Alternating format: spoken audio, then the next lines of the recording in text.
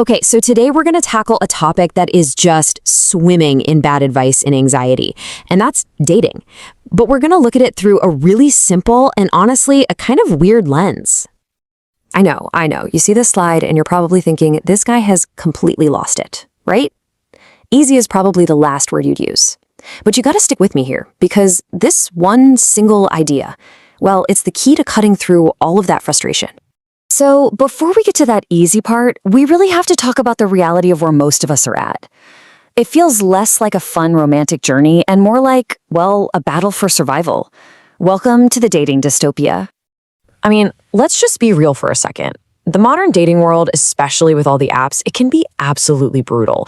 You're endlessly swiping, conversations just die, people disappear. It seriously feels like a second job that you're not getting paid for, and frankly, you're not very good at. And this right here, this just perfectly sums up one of the biggest pain points. You go through all the trouble, you match, you chat, you actually make a plan, and then you're just sitting there at a cafe by yourself, checking your phone. It's a pretty cynical way to put it, but a lot of us can relate, right? So what do we do in response to all this chaos? Well, a lot of us stop trying to actually connect with people, and we start acting like spies, trying to decode all the wrong signals. And this slide is it's perfect. It shows how absurd the whole thing has gotten. You've got so-called dating gurus convincing people that a simple text conversation is some kind of complex cryptographic puzzle. Listen, you're not trying to break the Enigma code to win World War II. You're just trying to see if someone wants to get pizza on Friday. And this obsession with code breaking leads to this kind of nonsense. These overly complex, totally made-up rules that just make you second-guess every single thing you do. The bottom line here, this isn't a winning strategy. It's just adding a ton of unnecessary stress. All right, so we've been through the nightmare landscape, we've seen the terrible advice. Now let's actually get to the solution. And trust me, it's a whole lot simpler than calculating text response times. And here it is. This is it. This is the big secret. The entire explainer really is boiled down to this one slide. You can forget the codes, the games, the strategies. The most powerful, most effective thing you can do is just treat the person you're interested in like a person, a regular, normal human being. Crazy, I know. So, what does that actually look like? Well, it looks like this, the activity buddy concept. It's all about taking the pressure off. You're not trying to audition a potential life partner over some stuffy, high-stakes dinner. Nope, you're just trying to find a cool person to do a fun activity with. That's it. That's the only goal. And this next point builds right on top of that foundation of keeping things simple. You know, while everyone out there is obsessing over having the perfect pickup line or what they call riz, they're forgetting the stuff that actually matters. This simple little equation says it all, doesn't it? You can be the funniest, most charming person in the entire world, but if you haven't taken care of the absolute basics, like soap and water and deodorant, none of that other stuff even matters. The fundamentals are just non-negotiable. So if we're looking for one of these low-pressure activity buddy dates, what's a good example? Well, let's get specific with the idea that kind of inspired this whole thing, the pressure washer date. I mean, just look at this. It's simple, it's definitely a little weird, and it's totally memorable. Instead of sitting across from each other trying to force conversation, you're a team. You're working together on this incredibly satisfying task. There's no pressure, you automatically have something to talk about, and you get to actually accomplish something together. It's kind of perfect. So, let's just wrap this all up. The big takeaway here is to just stop overthinking it and start connecting. Throw out all those complicated rule books. Treat people like actual human beings. Get the fundamentals right and plan dates around fun stuff you can do together instead of stressful interviews. And that leaves us with the final and maybe the most important question. It doesn't have to be pressure washing, obviously. It could be anything. Building a terrible piece of IKEA furniture together, walking dogs at an animal shelter for an hour. The point is the shared experience. So, what's a simple, fun, low-pressure activity that you could invite someone to do? That right there is the real secret. All right, let's get right into it. Today, we're talking about a strategy that's all about breaking out of that soul-crushing cycle of sending out resume after resume. It's called the Spike Method, and it's designed to help you escape what our source hilariously calls the LinkedIn simulation. I mean, listen to this. Getting a job is easy, actually. That's a pretty wild statement, isn't it? especially when job hunting can feel like a full-time gig with zero pay. But stick with me, because that's the whole idea we're digging into today. The possibility that we've all been playing the job hunting game completely wrong. So to really get the solution, we first have to understand the problem. And our source material just nails it with this phrase, the LinkedIn simulation. I'm sure for a lot of you, that term just hits a little too close to home. Does this sound familiar? You know, that feeling that you're just a character in some weird, impossible video game? You spend hours polishing your resume, you send it off, and it just vanishes into a black hole. You're just hoping, praying that a real human being might actually see it one day. It feels like the system is broken on purpose. And we have all seen job postings like this, right?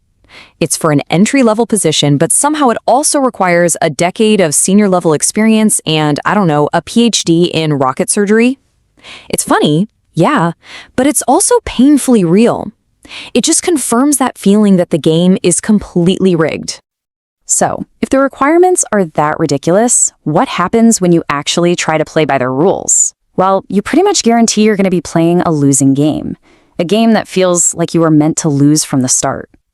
And this right here, this visual, it captures everything perfectly. On the left, you've got the old way, the conventional wisdom, right? Just play the numbers game. Send out 500 resumes and hope one of them sticks. But on the right, that's a totally different way of thinking. Instead of just telling them what you can do, you show them. You build one single, cool thing. And that brings us to the heart of this whole thing. This new philosophy isn't just some abstract idea. It actually has a name, and it is a powerful alternative to being stuck in that simulation. So let's talk about the spike method. So, what in the world is a spike? Think of it like a tangible piece of work. It's a project, a case study, something that acts as undeniable proof that you know your stuff. This could be a small app you code on the weekend, a super detailed marketing plan you mock up for a brand you love, or even just a deep dive analysis of an industry trend. The whole point is to make you stand out from that massive pile of resumes. You become the one candidate who has already shown their value before you even get in the door. Okay, so how do you actually do this? This is where we move from theory to action. It's about shifting your focus. Stop tweaking that resume for the 1000th time and instead put that energy into creating something real. And here it is, the escape plan, boiled down to its simplest form. Step 1 is honestly the hardest part. You have to stop playing the game. You have to make a conscious choice to stop the mass application madness. Then, step 2 is where you redirect all that time and energy into building your spike. It's a total shift from quantity to quality, from telling to showing. Now, the source material that we're pulling from for this has a really distinct, kind of self-aware and funny voice, which really shines through in these final points. This is, of course, a joke, but it's a joke that's doing something really smart. It's satirically pointing out the absolutely insane pressure we all feel in the job market. It's a way of saying, hey, I get it, the stakes feel impossibly high, but also keeping a sense of humor about how absurd it all is. And here you can really see the creator's personality. It's a super witty call to action. They're leaning right into the problem they're trying to solve. And in a way, it's a perfect little example of the spike method itself. You create unique content to stand out, you don't just beg for a job. It makes you connect with them, because you get the struggle. And this is the question I really want to leave you with. Think about your application. Is it just a resume, a piece of paper listing things you did in the past? Or is it a receipt, cold, hard, indisputable proof of the value you've already created and can bring to the table right now? The spike method is all about turning your application from a piece of paper into a receipt. Think about that. All right, let's talk about the simple science of survival cooking. Now, I know what you might be thinking. Cooking can feel super intimidating, right? But what if I told you it's actually like way simpler than you've been led to believe? Let's get into it. Okay, so you know the feeling. You're hungry, you just want to make something to eat, you find a recipe online, and you're immediately hit with a wall of text. It's a whole life story you've got to get through first. Yeah, you're just trying to figure out how long to cook a steak, but first you have to read a whole novel, a backstory about the author's grandmother that takes 20 minutes just to scroll past. We've all been there, and it's so frustrating. And then when you finally get to the actual recipe, the checklist is insane. It's like a pinch of saffron, which costs a fortune, a kitchen that's bigger than your apartment, and maybe a degree in culinary arts, just as an optional extra. It's like they're designed to make you feel like you can't do it. But today, we are cutting through all of that noise. We're getting back to the absolute basics, because here's cooking's simple secret. It is so much easier than you think. In fact, this is it. This is the only equation you will ever need. Heat plus food equals edible. That's the whole thing. That's the core of cooking right there. And the best part? You don't need any special training to get this down. We're going to master this whole equation with just 2 incredibly simple methods. That's it, just 2. So let's jump right in. Method 1 is the one pan. This is going to be your new best friend, I promise. It's the key to making simple, delicious meals without creating a disaster zone of dirty dishes. And here's how easy the protocol is. Step 1, get one pan hot. Easy enough. Step 2, put food in that pan. And step 3, this is the secret sauce, take the food out when it looks edible. That's it. Forget the timers, forget all the complicated instructions. Trust your eyes. If it looks good, it's probably ready. So, we've got the technique covered, but what about the flavor? How do we make things taste good? Well, that brings us to method 2. Salt is OP. And if you're not a gamer, OP just means overpowered. Trust me, this is the ultimate flavor cheat code. I am not exaggerating here. I want you to burn this into your brain. Salt is overpowered.